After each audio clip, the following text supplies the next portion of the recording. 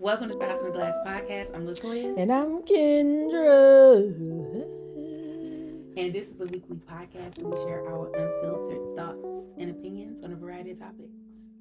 Are we though? So sit back, relax, grab your favorite drink, and join us on a conversation of real, raw, and ridiculously funny commentary. Every week we do a drink of the night. Kendra, what is the drink tonight? Tonight's drink is called the Strawberry Paloma. And watch the video. First, we're going to add 2 sliced strawberries to our glass. Then you're going to muddle your strawberries. Add half an ounce of lime juice. And then we're going to add 2 ounces of Monita tequila. Give this a little stir. After adding ice, you'll add your grapefruit soda. Cheers to making every moment memorable. You're right about that. Cheers. You know I love anything strawberry. Yeah, it's pretty good. Mm-hmm. Shout outs to what's the girl's name? Well, let me get her name. What? LaToya, don't giggle at me. Oh, at Monita Tequila. Yeah, and the lady that made it though.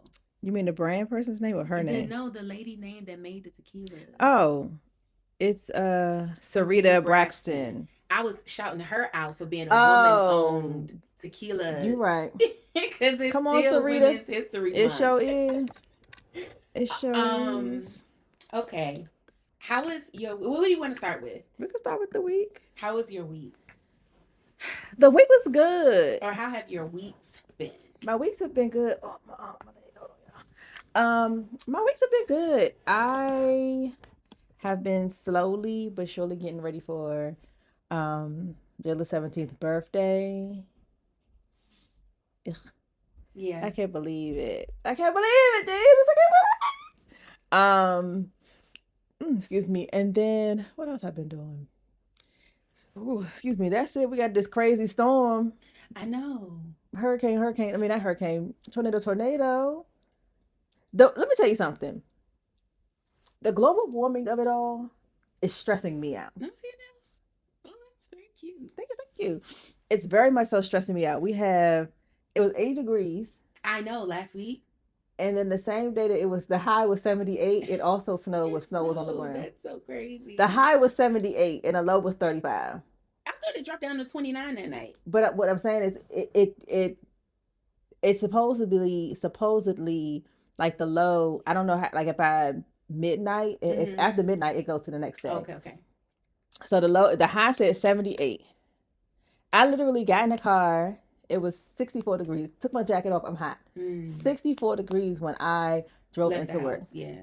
By the time I got to work, it was 40 degrees outside. Yeah. The snow was on the ground. The snow was on the ground.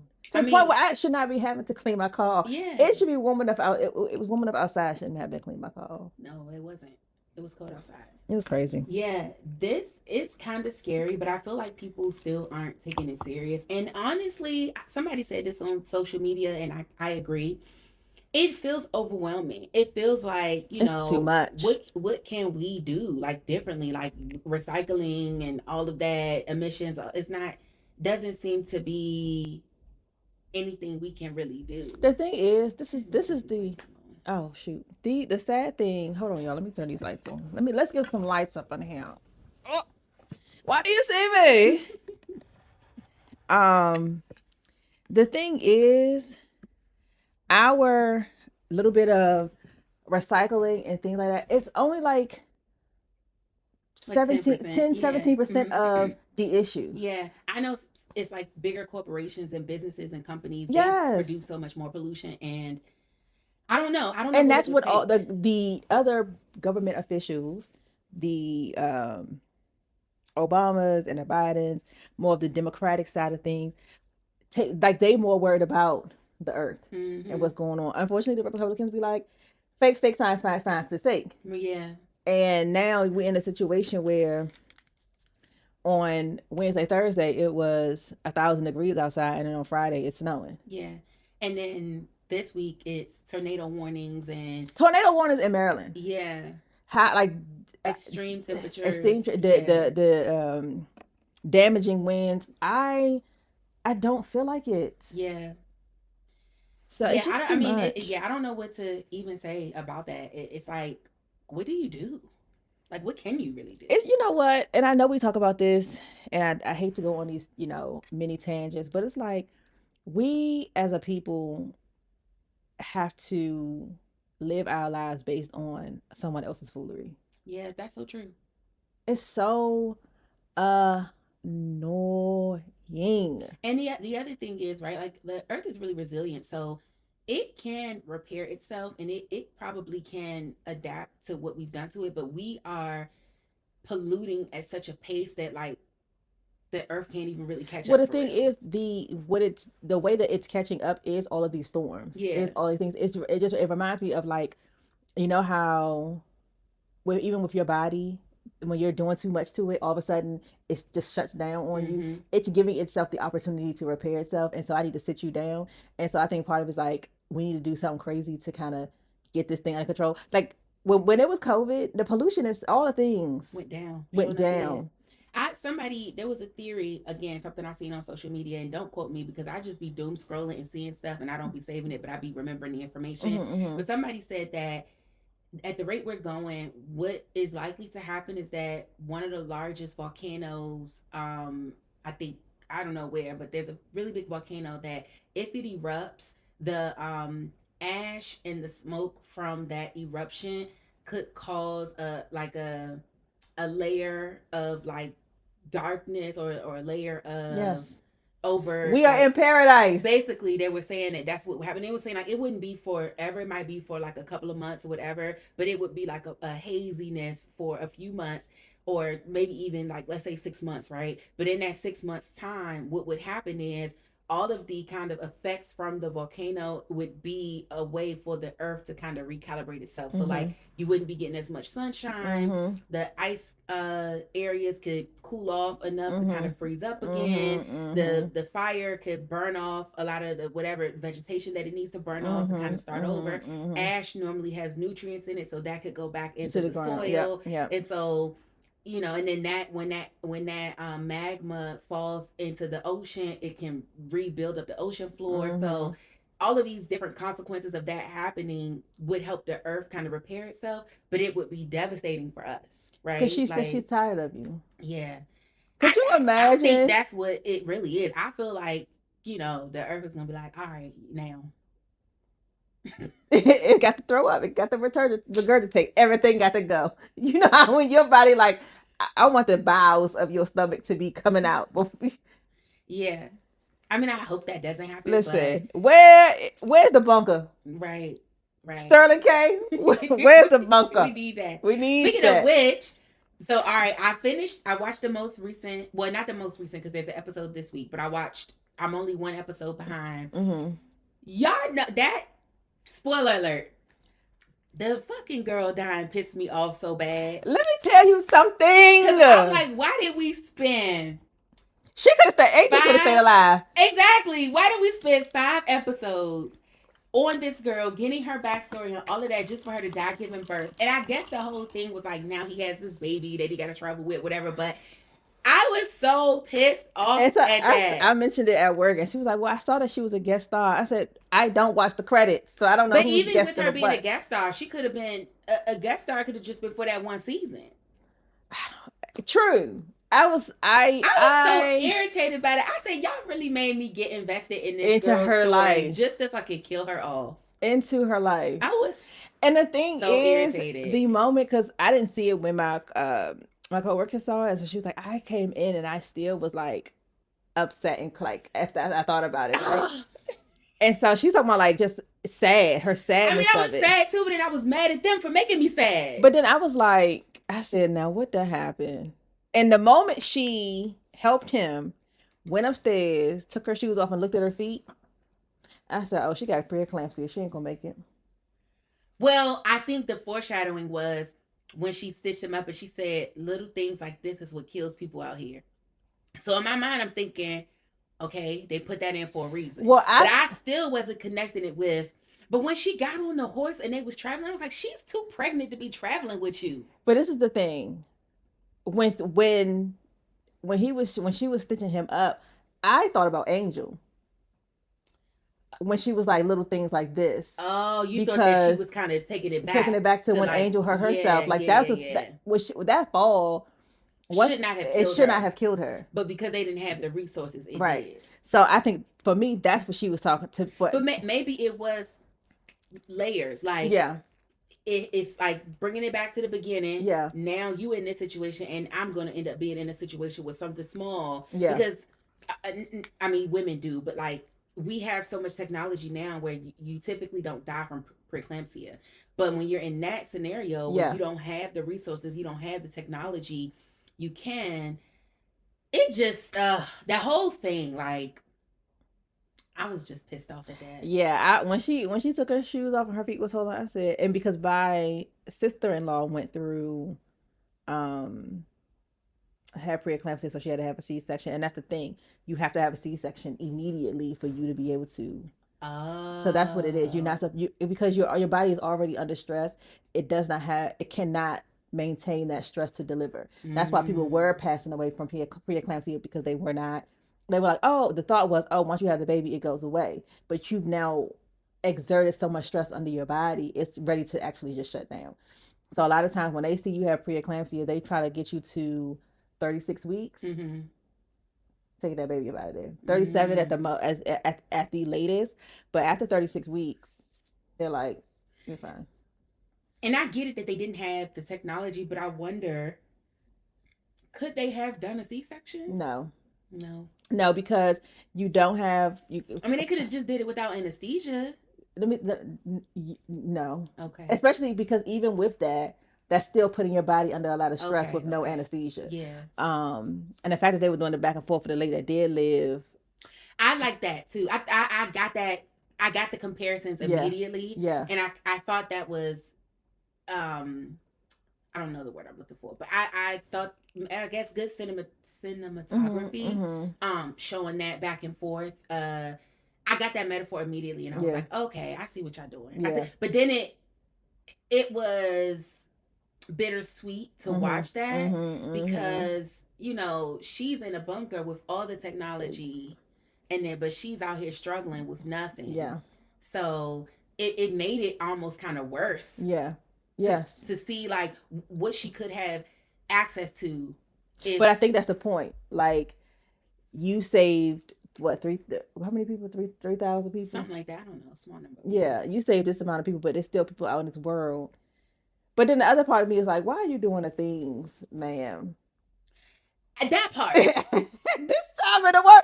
I get it. It's a twofold, right? Because somebody else has said that about like the world now, like people that are having children in this kind of climate, it's like people had kids during slavery. The kids is coming. Yeah. Okay, so the things are going to happen.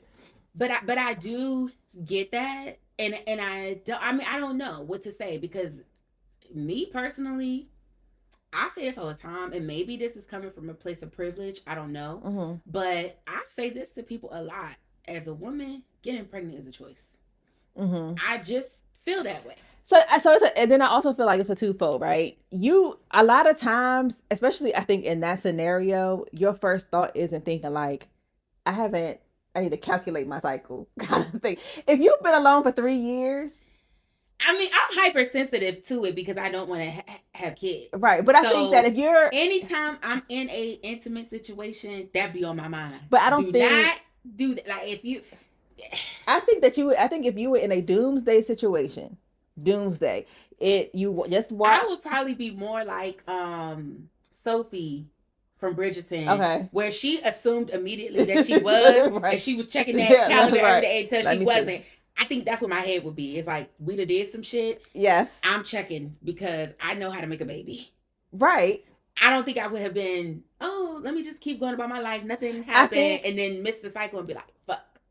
I think that you think that because you're in this situation. Maybe. I think that if we were in a situation where you have been alone, you've buried somebody, this catastrophe has happened. That's now not you've at the been forefront of your alone for this mind. amount of time. So Yeah. now you wasn't checking for these people. That's true. And they were super nice to you, fed you good food.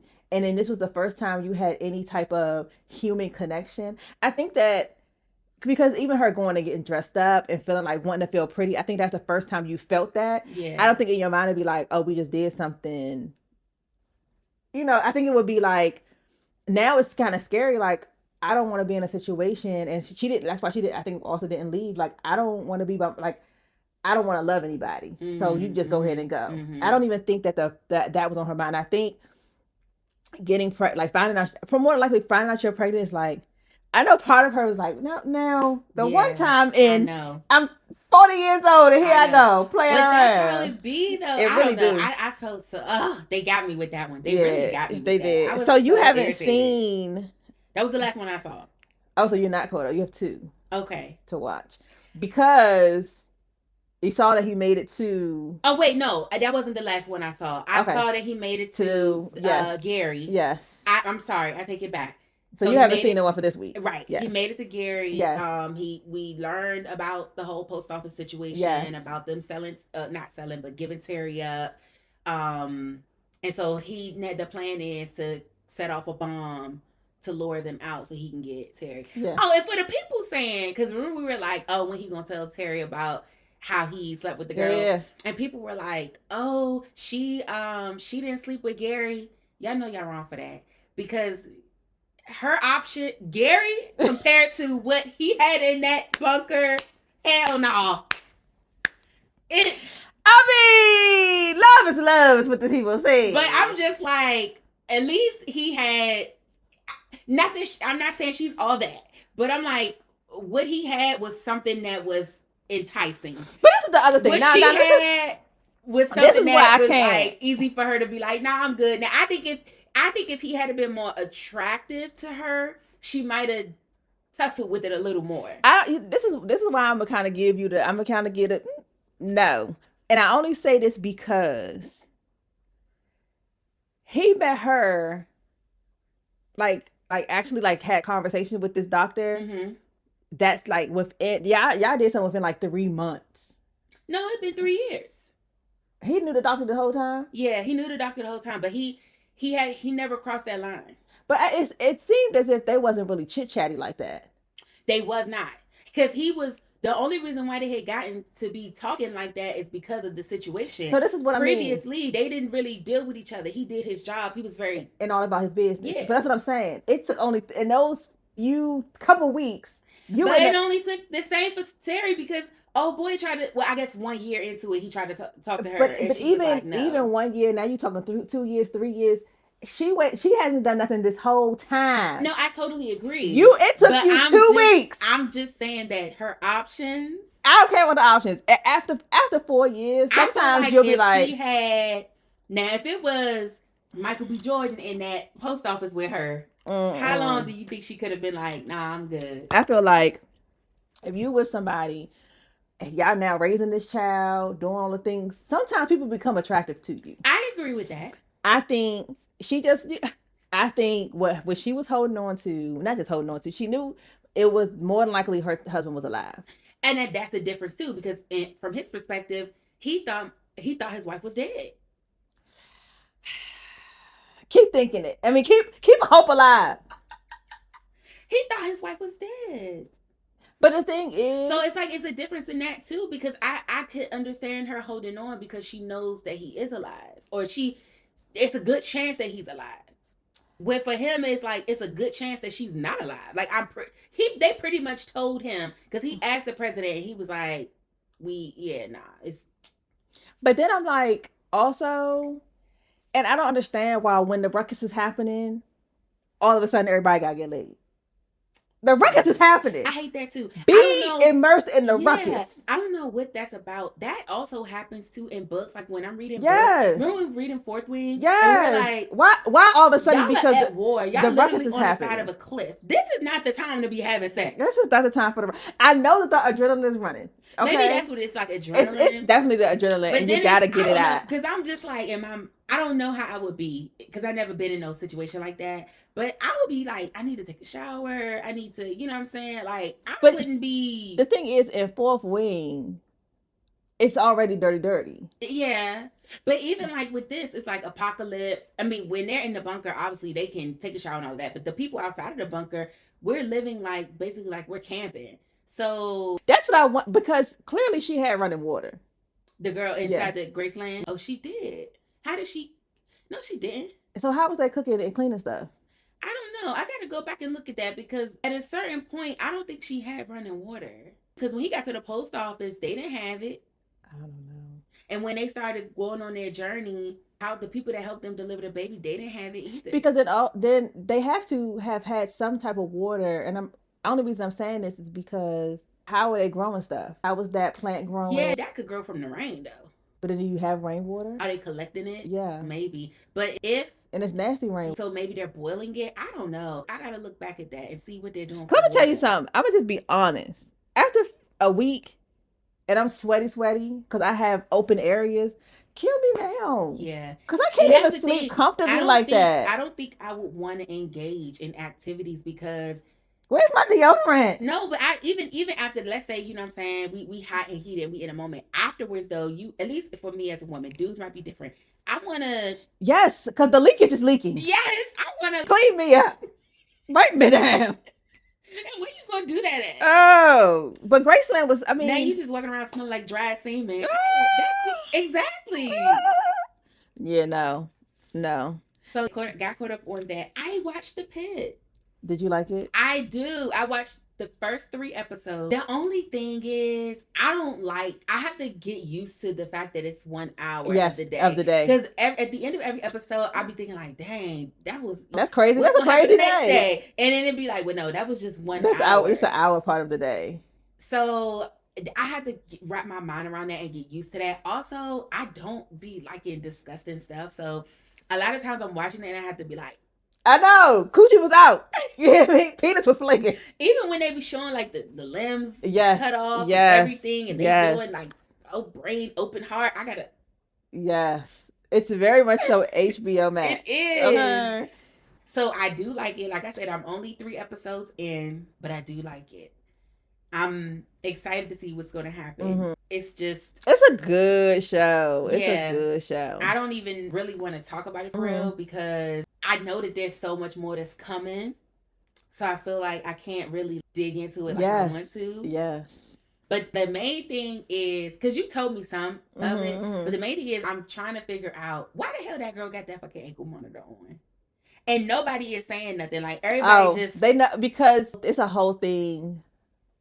It will inevitably come out. I'm sure it will, but like, because she had said something to Robbie, and she was like, me of all people, I don't want to get the police involved in anything. So he was like, yeah, and so people know, but nobody really talking about it for real. Just like people keep saying, are you sure you should be here? Right. But the one nurse, she basically is like, look, this is a rough day for him. Right, but everybody's trying to figure out why. But you know what I'm saying? You don't start getting the flashbacks until later on. I really like the charge nurse.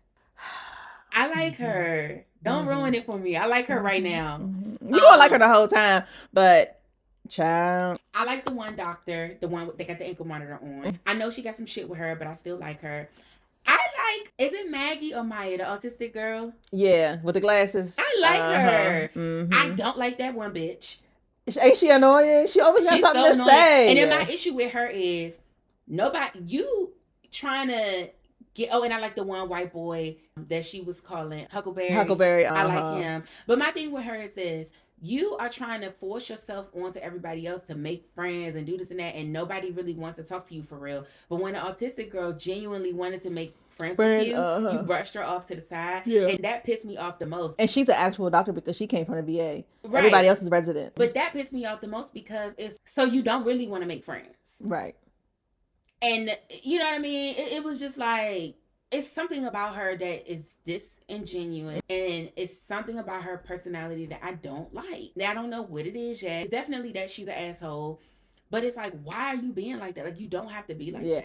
I believe, and I think that because because I came on, of course, the season 2 had already started. So I believe that this was the criticism because she's not as bad season 2. Oh, okay. But the black doctor said something to her about it. She was like, you could do more. She was like, I like your ambition and I like your enthusiasm, but it goes well with humility. And I was like, yes, girl, pipe down. What the hell is your issue? I don't like her. Some about her I don't like. I thought I wasn't going to like the one doctor with the dimple in his chin. Who? Black hair. He got the dimple in his chin. He's an asshole too. Yeah, I don't know who you're talking about. I thought I wasn't gonna like him, but I actually kind of like him. Oh, Because the reason what made me like him is when they were. Oh yeah, Dr. Langdon. Yes, when they were when Child Protective Services came in to the family and he was like, "Oh yeah, they're gonna be all right," and she was like, "Why?" He was like, "Cause they're white." I was like, "Clock it." But you know what? It's gonna change. Oh really? Well, I like him for right now, even though he is an asshole and like he do be doing shit, and I'd be like, "Come on now." But to me, I feel like he's just a realist.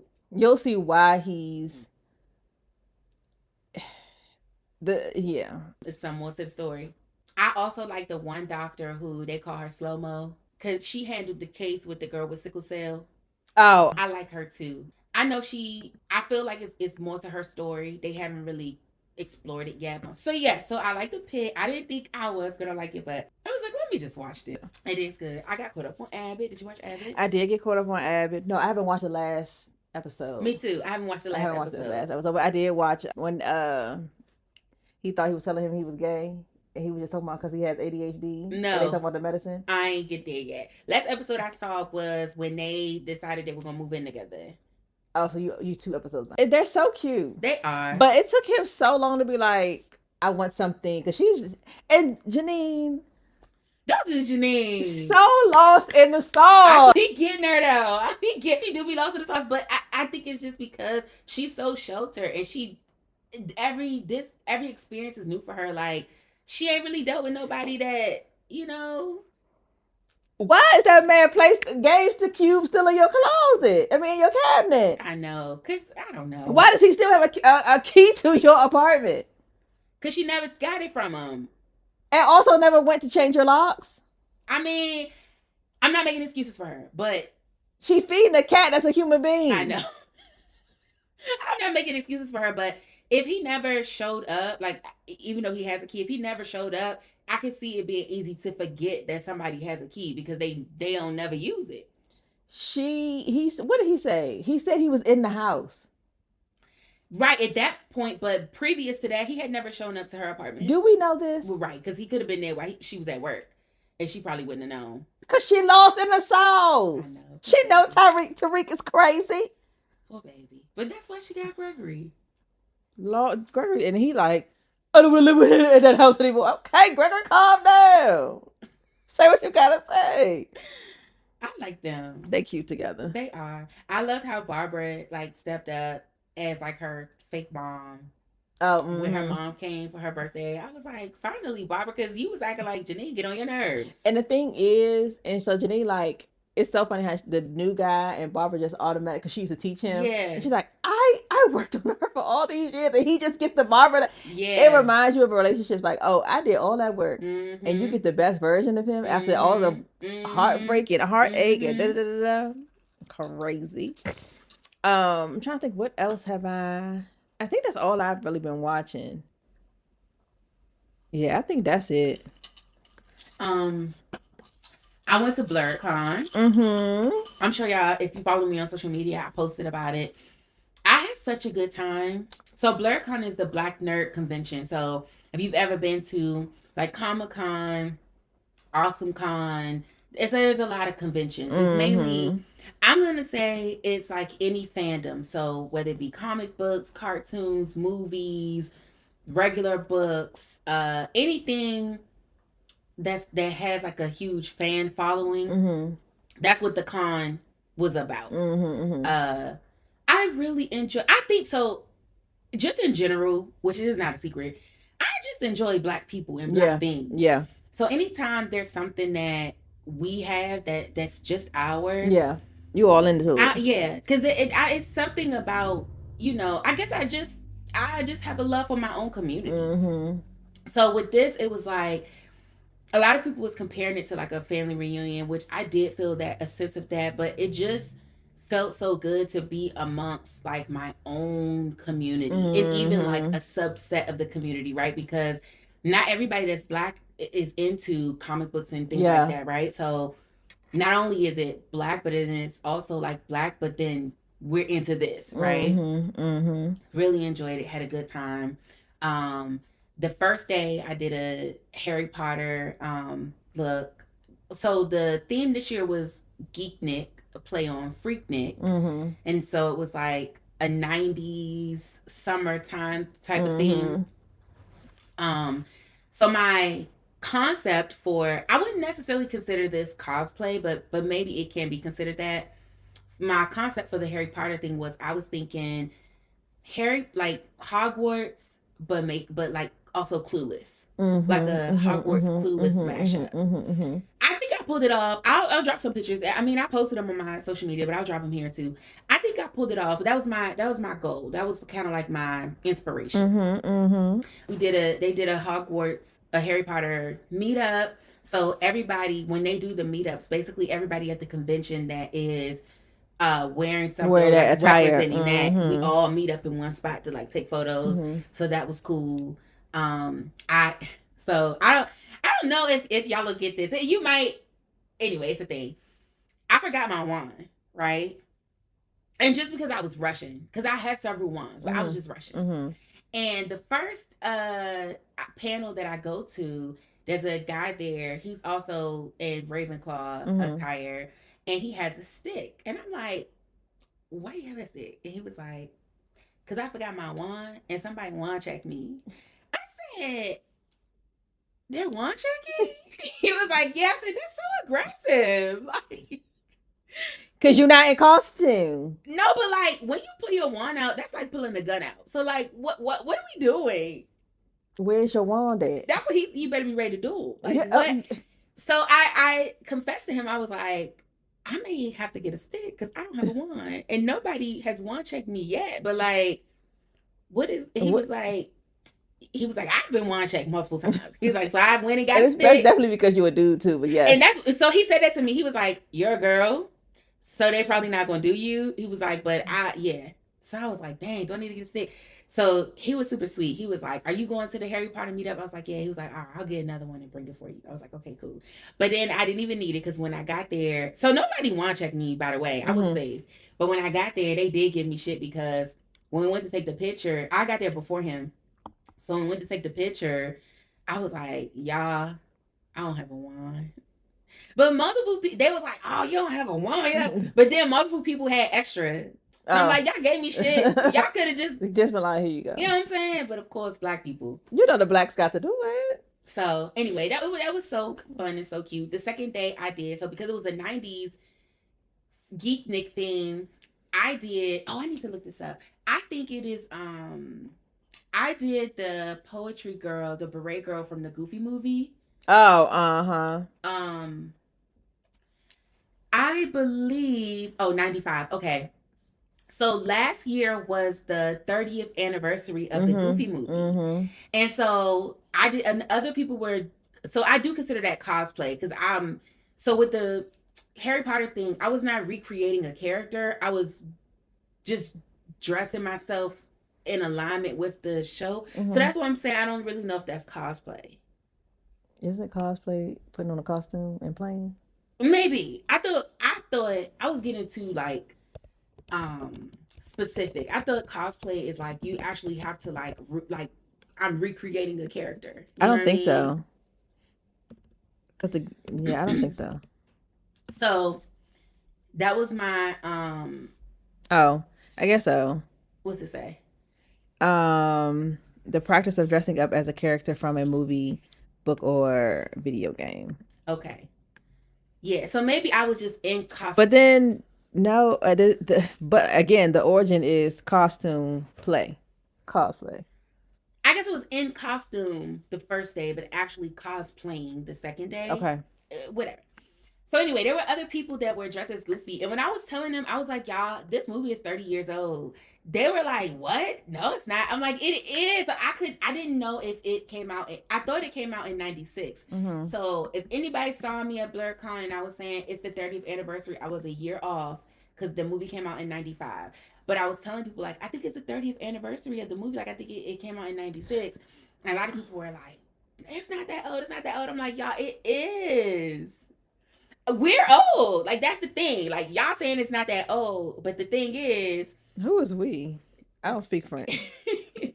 The thing is that you don't think it's that old because you remember it from your childhood and you're like, oh, that wasn't that long ago. But that was actually 30 years ago. 30 You know what's years so ago funny? I was watching this TikTok and this lady had it spot on. She said the issue, they were like, she said, we are people that were born in the 90s, or sorry, born in the 80s, kids in the 90s, we have not grown up. I mean, yeah, so I agree with that. What happens is we have adult money and adult responsibilities, but we're still just like kids. So we don't understand what's like, why are we responsible for things when we're really just kids. And so I think when people say, oh, something is super old, it's like, no, I'm still a kid. So there's no way it could be that old. Even, I just looked it up, even Extremely Goofy movie, which was the second one, that came out in 2000. So it's 26 years old. So I'm saying this to people and they're like, no, it's not. I'm like, it is. So anyway, that was super cute and super fun. I really enjoyed it. I'll be back next year. I already got my passes. I got VIP passes. I'm not standing in no lines. I know that's right. I'm not playing no games. I don't know what I'm going to do next year, but I'm looking forward to it. Excited to do it. What else? Oh, we went to the museum on Thursday. Yes, we did. We went to the museum on Thursday. It was so cute. It was cute. We're going to be on the outside tip, y'all, this summer. We're going to try to. You know what I'm saying? Why not? Look, take a page out of Jayla book because she said it's summertime and be outside. Period. As we should be. Oh, so let me tell you the tea on the museum after dark events. Yes, get into that. You do have to register a week in advance. Mm-hmm. So if you see an event that you want to go to, go on the website. All the museums do it, by the way. You have to register a week in advance. After you register, it's like a lottery situation. If you do it early enough, 9 times out of 10, you'll get tickets. And then tickets are free. At least the one we went to was free. Yep. I don't know if they charge. It's most museums, I think if they don't charge to get in, then they don't charge for their events. And let me say, not all museums do it, but the Smithsonian ones do. So let me say it like that. And then each event is different. So they have different themes. They have different stuff, like different attractions and things like that. So it's worth looking into and maybe doing a little bit of research before you go, because I think if you just go to one and you don't know what they got going on, you might be disappointed. The one we went to was a garden party. I was expecting a little bit more, but I was happy for what we did get. I posted this to my social media, so y'all probably already seen the clips on that too. But the highlight of the night, I think for me, was the String Queens. Oh yes, so good. So what do you call the sextet? Is that what it was called? Yeah, sextet. XTET.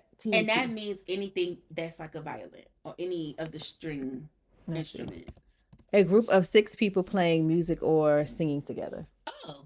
And it was 6. There was 2 strings, a pianist, a drummer, and then 3. That's what I'm saying. So it was the 3 strings. Okay, yeah. The pianist. I know it was a drummer, but I can't remember what the guy in the middle was. He was playing something else like this, wasn't he? I can't remember. Let me see my picture. But that was so good. That was the highlight of the night because they did really good. Oh, I wish we had gone, but we was eating. What was we eating? Oh, sorbet. About to say gelato. Sorbet. Oh, he's playing the guitar. Oh, guitar. Okay. Yeah, he's playing the guitar. What else is going on this week? Oh, I did have so I told y'all last week, my book club was doing a virtual book club with the author Jennifer Hartman. How was that? We did do that. It was super cute. She is known for a lot of books, but I would say her most popular one right now is a book called Still Beating.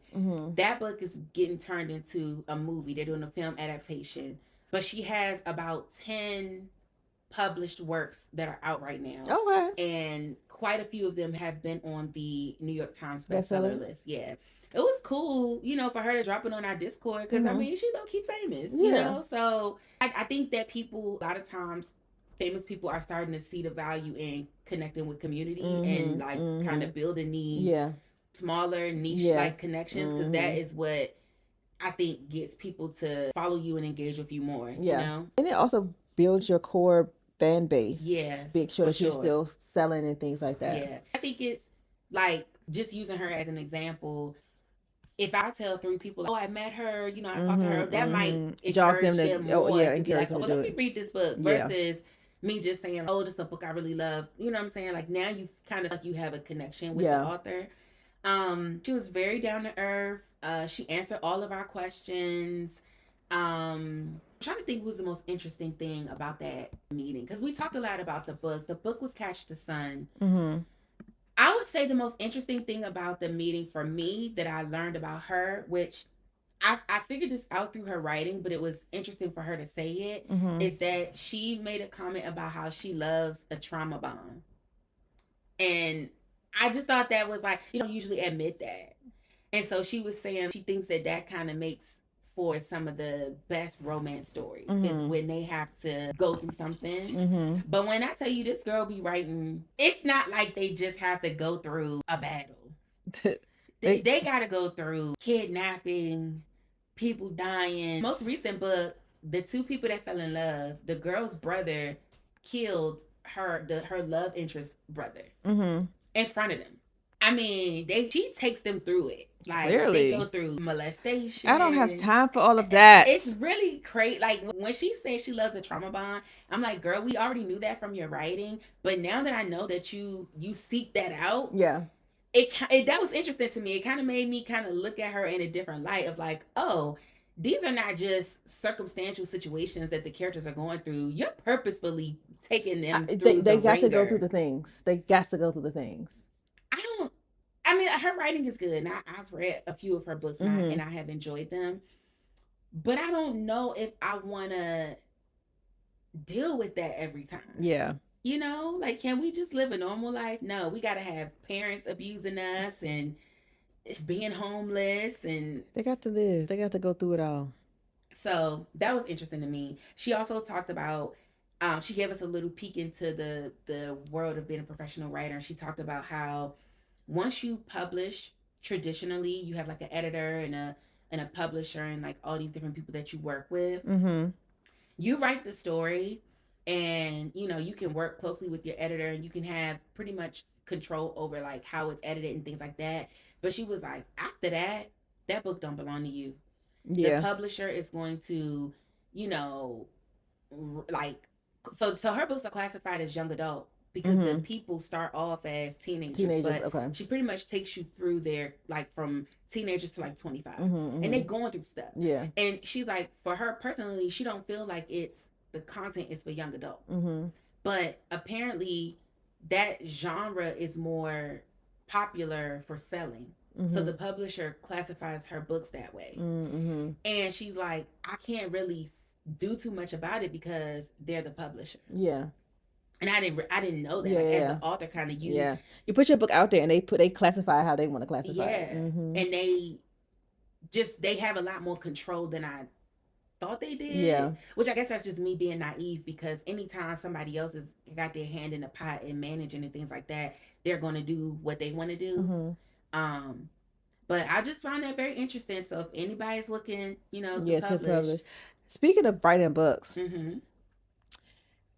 I know we kind of touched on this a few weeks ago, but I gotta ask Jayla if this is a thing. Her friend, there's a website where you can write books and put it on there for people to read. Yeah, Wattpad. Why didn't you write your book yet? I'm working on it. I'll just be checking in. I'm working on it. I have a Wattpad account though. Okay. I'm working on it. Get up in there. Short story or something. Jayla be reading on Wattpad? Okay. And her friend be putting, she's like, some stuff is good, some stuff is, whatever. And so Jayla was like, I love me some, my children are so different. I love me some hood stuff. Oh gosh, I can't stand it. Said, Jayla likes the hood stuff? Yes. Janae's in the fantasy kind of thing. Yeah. Same Janae. I hate urban fiction. I'm not gonna say hate it, but Oh, Jayla and I be like, oh, selling the drugs. Killer it's by the basically like to be in a book for yes. me. But I can use my own imagination. The Tubi stuff, you not doing this and it's bending around a tree. I don't have time for that. I don't have time for the visual foolery. Yeah. But in a book, I can imagine these people however I want to. Yeah, and you can make it make sense to you. Yeah, I get that. That's why I'm like, some stuff I would prefer, like when 50 Shades came out. Now when he got that like that beard and stuff, he looked better. Mm-hmm. When he was clean shaven, I was like, that is not somebody I would be fantasizing about. Yeah. Sir. But that second movie, okay, now we working with something. You want okay? You gotta read that book I sent you. I'm gonna read it this week. My book club is reading "Son of the Morning" by. I'm gonna drop it down because this author is African author, and I cannot pronounce her name. But that book, if you're into Greek mythology, but you don't even really have to be into Greek mythology for real, because it's just a story. But it is about Lucifer, and he ends up primarily refers to Lucifer.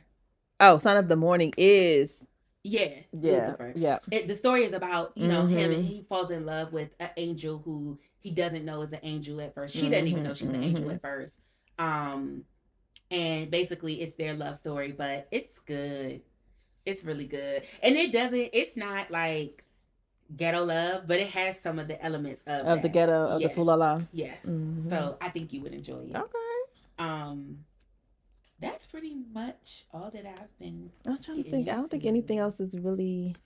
I think I had something else in my mind. Oh, I did take. Oh, I took the boys to see the goat. Oh yeah, how was that? It was so good. I need to. That's on my list. It's so good. It was so good, and I like the fact that it was a mix. So it wasn't like just like the star athlete was a female, and then it had like on the team they had a single father. They had, the giraffe was kind of like. It was really good, and then the little teeny goat, and then it had all the other different animals and stuff like that in it. But it was like, the thing that I don't like, and I guess you have to, because somebody put this on, they put it on TikTok, and I was like, it's always like that. Any kids movie, mama either died, daddy either died, mama was a single parent, all of the things. So of course in this, it starts off mama there, then all of a sudden, oh my nose right. Then all of a sudden, she gone. Spoiler. I think it's usually be and it's wait until he's older, but that's always like how it goes. I mean, I guess just like with the books, right? Like I guess there's really no age limit to trauma cells. But it's every kid's movie. Every single Lion King, the daddy died. Cinderella, the daddy died. Frozen, mama and daddy done died. Bambi, mama died. Everybody, they died. Yeah, I'm trying to think. Is there any movie that the parents are still alive? Yeah. No. I have to do some research. Did Stuart? Oh, he was a mouse to begin with. But his mama died. Stuart Little? Yes. Wait, his human mom? No, not the human mom, but that's how he ended up being adopted. Oh, with them. Yeah, because parents died. But then the brother, like the boy that they already had. What about him? His parents was both alive. But that wasn't about him. It wasn't about him. It's about, I'm talking about, when it's about the main people that it's about. Princess Tiana. Yeah. Mama died. Right. I mean, daddy died. Daddy died. Mama was alive. Oh, okay. Princess Tiana's mama, remember, because she was helping her at the thing with her. So her mama was alive. Daddy died. Every movie. Let me see. Matter of fact, give me 1 second. I'm gonna tell you who died in all these kids' movies. Little Mermaid, mama dead. Yeah. Let's see. Either they dead or they single parents. They do. I wonder. I mean, I guess trauma cells, right? Yeah. But maybe I don't know. Maybe that's meant to like teach the kids something. I don't know. I guess it's the kids that when your parents die, you can still keep it moving. It's so ridiculous.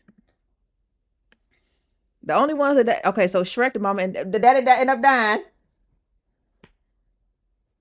You don't know what happened. I know definitely the early ones, but it's so Finding Nemo. Mama died. Mm-hmm. It just does. It's just crazy. I never thought about that. Guardians, raising the Guardians. He died. Like, what are we doing here? I never thought about that. Everybody died. Anyway, interesting. So crazy. But anyway, yeah. So that was fun. Yeah, but that was it. Just doing prep. Jayla got to get her hair done. Oh, we're going to go get my nails done. We're going to get my feet done. We're going to do that. I'm like, oh my God, do we really want to have any more girls? Annoying.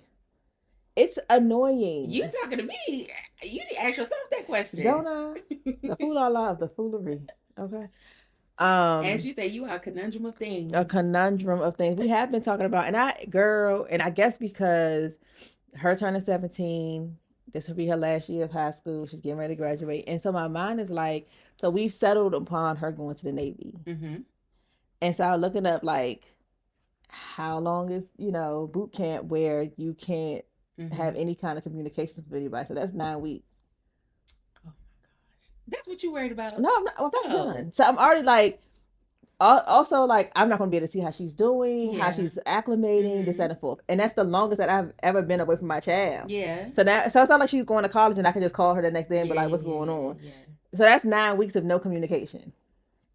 Then she get like 2 days of R&R and they ship them off to wherever they're going. Mm-hmm. And I'm like, then you going to be out in this world. Like right now, Janae's still at home.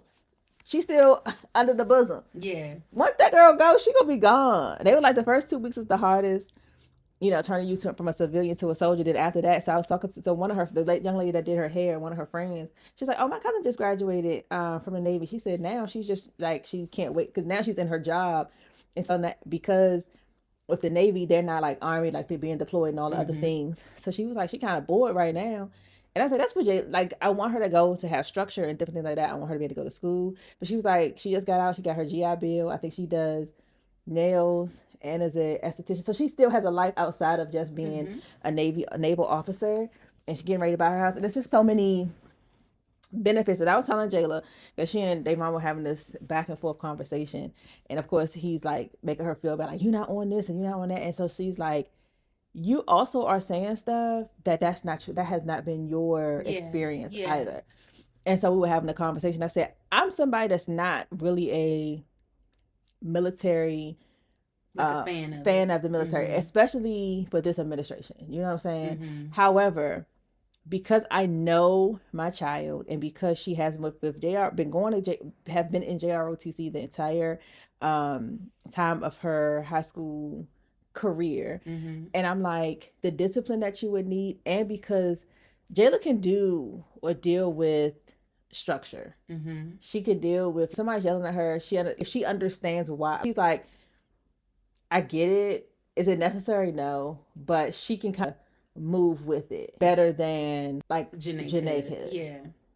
I think and also Jayla is such a finesser. She's going to do what she needs to do to get herself to the next point, because just like how her mother is, I know she's going to play that game and she's willing to play the game. But I think once being in that position and being somebody, especially like how she is with like some of her friends, being able to push them to like, oh, you should hang out with such and such, or you should, just kind of being a mentor and a mediator within her like friend group. I think sometimes you need that person to be a leader or to be a thing. And then I'm like, 4 years is going to happen either way. You can go to college in the Navy. You could do, it's other things that you can do. But I've gotten to the point with the kids now, I don't want them to be in a situation that I'm grateful that I have the job that I have, and I'm grateful to be employed where I am. But I'm kind of stuck here to be able to continue in that. I want you to have so much under your belt. If you decide to move states or want to move somewhere else, it wouldn't be a thing. Like with Janae being a medical assistant, you can go anywhere and find a job, right? You can go anywhere. And if you do security, like, oh, I also can do security. So there's something to find where, especially right now, where you're not settled down with a child, you don't have like a spouse, so you can move around and still live comfortably. And with Jayla, I said, I know you want to travel the world. I know you want to do the things. Again, part of playing the game is do your service so that you can move around. Mm-hmm. I think Jayla doesn't mind. She makes friends. She makes her own community. She's very much so like you. Mm-hmm. Jayla gonna make community. Mm-hmm. Oh, your mama not there? Let me find me some people. Janae's like, my people not here. And kind of just stuck in my people not here. Yeah. They're like, you know how to do that? Oh, girl. And we friends. Yeah. So it's just a big difference in their like kind of their personalities. And I think for Jayla, the structure that's needed for the military will help her and help her to grow.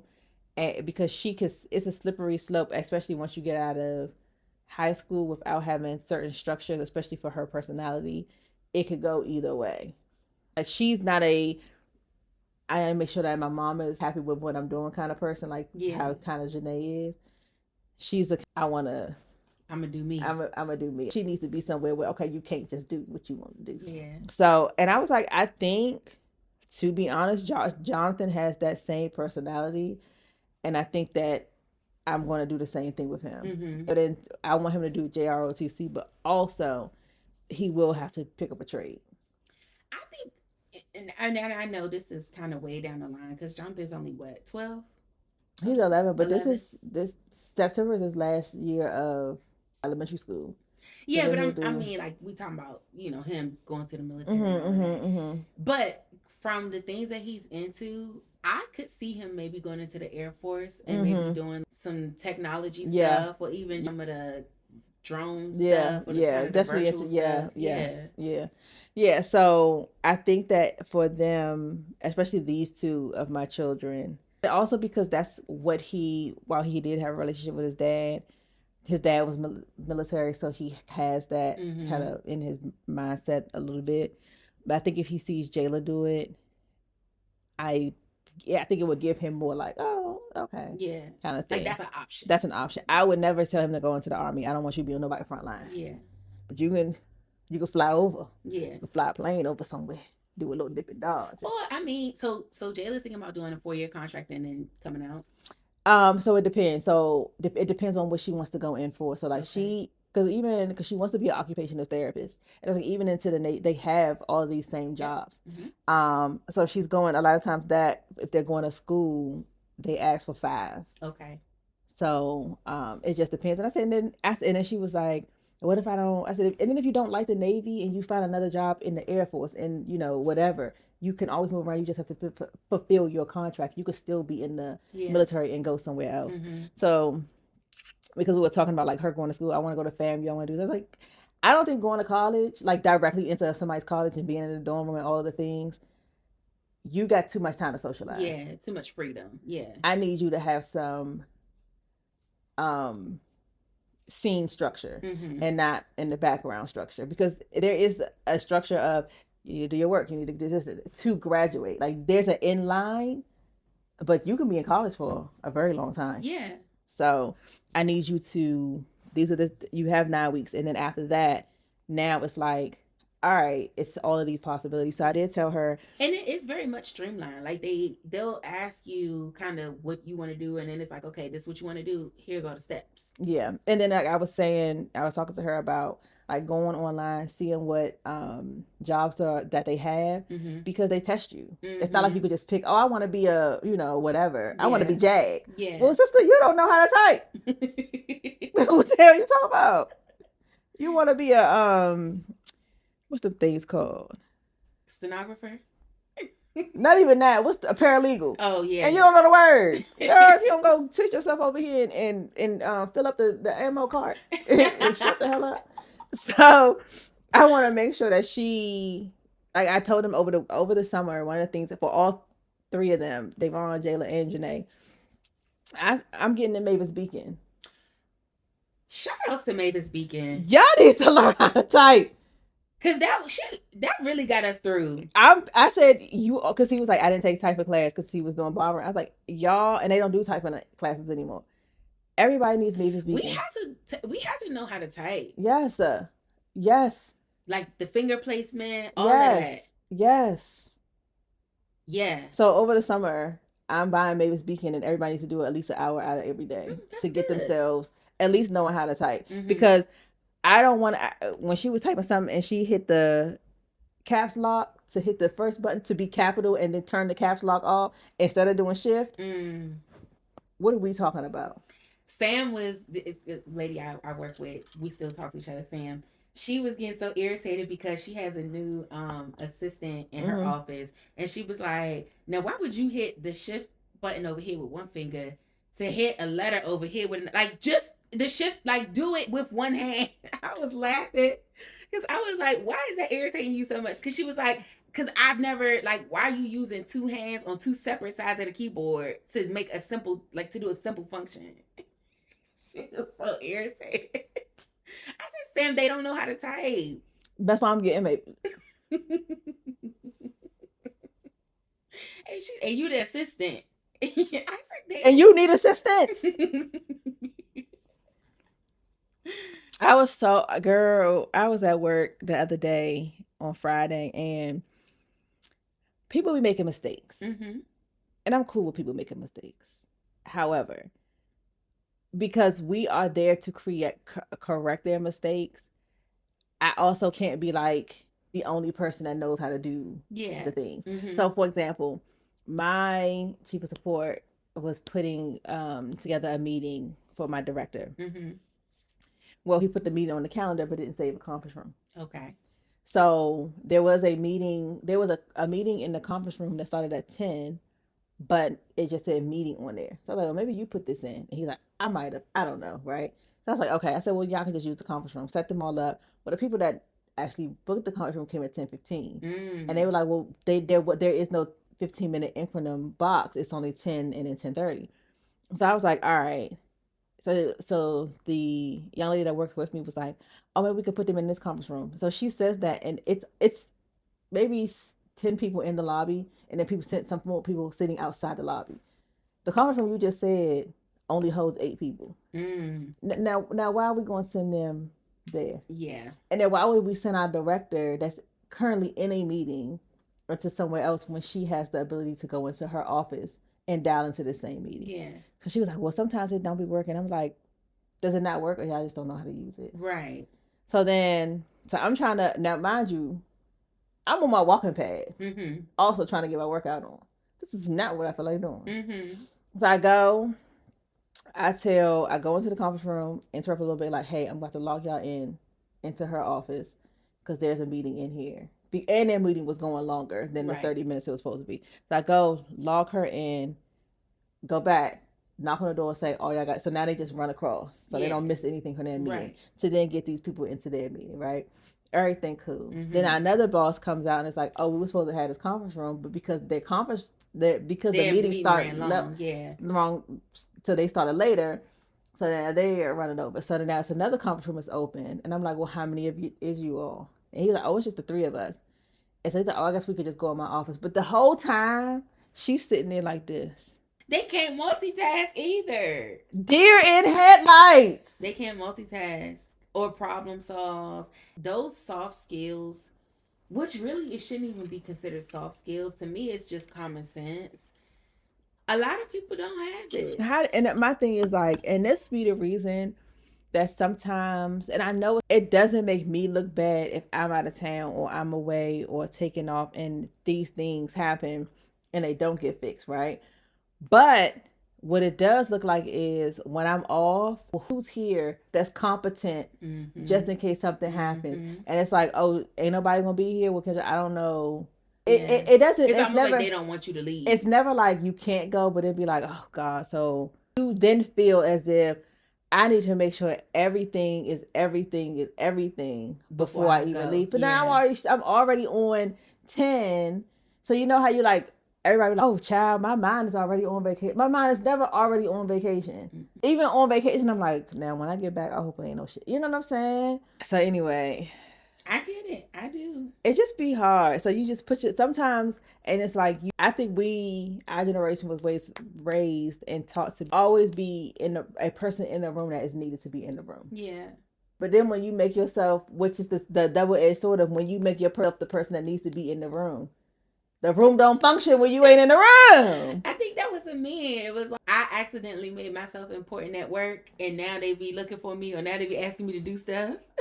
And to the point where it's like, Well, I noticed that in your wheelhouse, Kendra, but can you, and the fact that I've been around long enough or have the common sense, I'm like, that doesn't make sense. So they asked like a contracting question and was like, well, he used to work here, but now he's a private contractor. I was like, that's a contract, that's a conflict.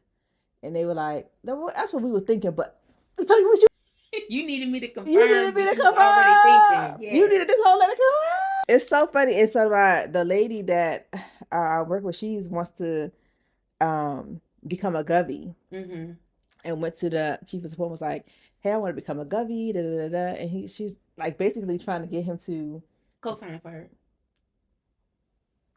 He said, hell no. Now he told me this, but he was like, I was trying to lightly say, like, there are some things that you kind of need to be working on before you even think about doing that. Because now you would be on your own to do stuff, and you barely do stuff when people ask you to do it. I think the thing is that a lot of times people don't even realize their incompetence. Like it's that, it's that part. It's not even That's that true.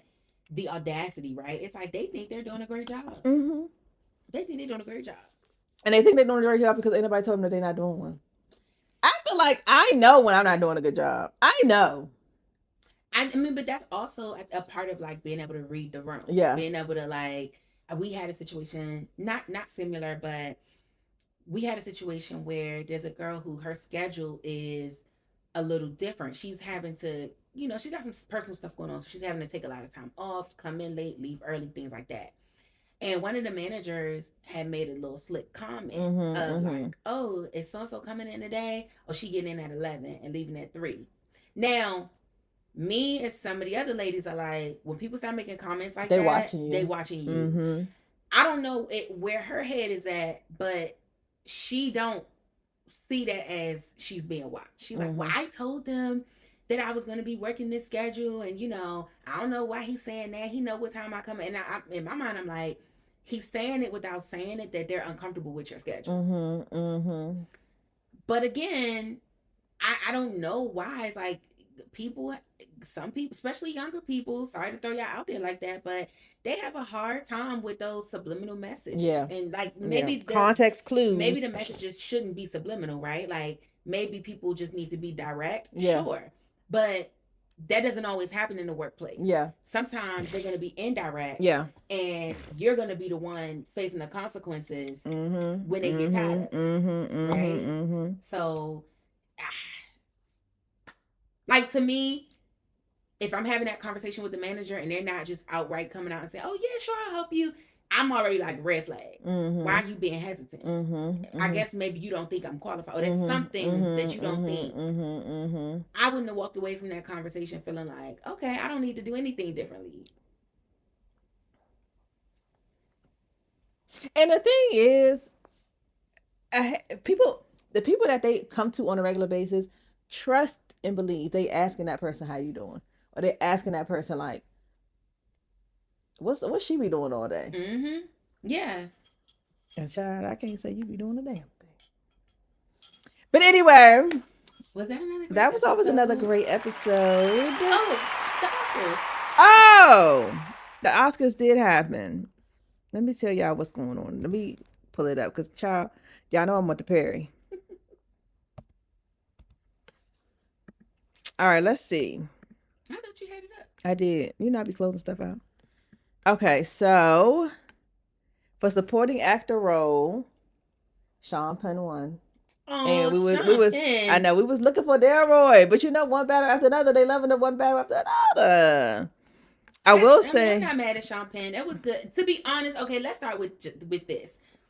The nominees were very strong. I don't think that there was anybody that you were kind of like, now why? Yeah. The Marty Supreme, I was kind of like, anybody could play that role, but no shade to Timothy Chalamet. That was the only one that kind of had me like, But all of the other ones, there was up there with some good people. So I will say, writing, original screenplay, Ryan Coogler did win. Okay. And then for writing, and this is why I think because he had an original instead of an adopted screenplay, because one battle after another one adapted okay. Screenplay. For visual effects, The winner is Avatar. Oh, I'm not mad at that. Yeah. Sorry. So that's Avatar. They didn't do sound yet. So production and design, Frankenstein. I wanted Sinners to win, but I did watch Frankenstein, and I understand why they did. Yeah. So for music score, Sinners. Oh, good. Yeah, they won. And then for makeup and hairstyling, Frankenstein. For live action shorts film, The Singers and the People Exchanging Saliva. I don't know what that is. That's a bunch of foolah. And okay, so the documentary short film, All the Empty Rooms. Never heard of it. For documentary film, I don't watch documentary anyway. Documentary feature film, the Mr. Nobody Putin. Oh, Nobody Against. Is that Putin? That is Putin. I don't know what the hell that is either.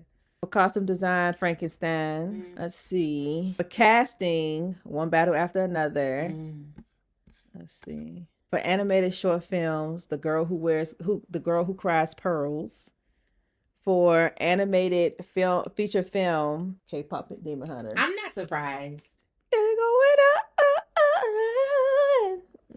That was the song. Actress in a supporting role was Amy Madigan. For Weapons. I did not see that. Okay, if y'all saw Weapons, she was the white lady, crazy lady. That was, and she was doing all the little voodoo. I'm not gonna lie, she ate that. Okay. She ate that. Okay. So, actor in a supporting role, Sean Penn. I want to say congratulations to my homeboy, which is actor in the leading role. Who are the nominees? The nominees are Timothy Chalamet, Leonardo DiCaprio, Ethan Hawke, Michael B. Jordan, and Wagner Moura, the secret agent. Secret agent, man. Well, I mean, it's a stiff competition. It's stiff competition, but congratulations, Michael B. Jordan. Okay. This is his year. And Lori Harvey, you lost one. Period. Okay. I think I'm pretty sure they're like an audible Yes. Yes. It would be a guess because the thing is, first of all, you played two people magnificently. Yeah. I mean, to the point where, and they pointed this out in like different interviews and stuff like that, and stuff that I didn't see Sinners anyway. But even in like, if you look at the posters, he was like, it was Stack had dimples and Smoke didn't. Okay. Through the whole thing, wow. Michael B. Jordan, like he actually has dimples, and so when he's more, so he had to force himself not to use. Yeah. So when he's more funny and loose and light, you could see the dimples, and when it be with Smoke, very much so more serious and things like that, you never see his dimples. So it's certain things that he did. They said that for Stack, he wore smaller shoes, so he was lighter on his feet, and then for Smoke, his shoes were kind of bigger, so he did have to take more time with the method acting of the things. Yeah, and for people to say, I knew exactly, like there was never a confusion of who I was talking to. Yeah. When I was in that scene, like it was never like I can't remember if I'm talking to Stack. They knew exactly who he was when he was in that acting scene. He did the damn thing in my opinion. Yeah. And that's just from the clips that I see, because I didn't see it. And so, Oscar or not, I think he has the validation from the community. Yeah. And I know that when that's your craft, you also want the awards. But he won the actor. Yeah. Now, and that's with literally his colleagues. Yeah. So that's what I was going to say. I hope he feels that validation regardless of. Yeah. All right. Is that it? That's another good episode. Make sure you like, subscribe, hit the notification button, tell a friend to tell a friend. Drop down in the comments. And we'll drink to that.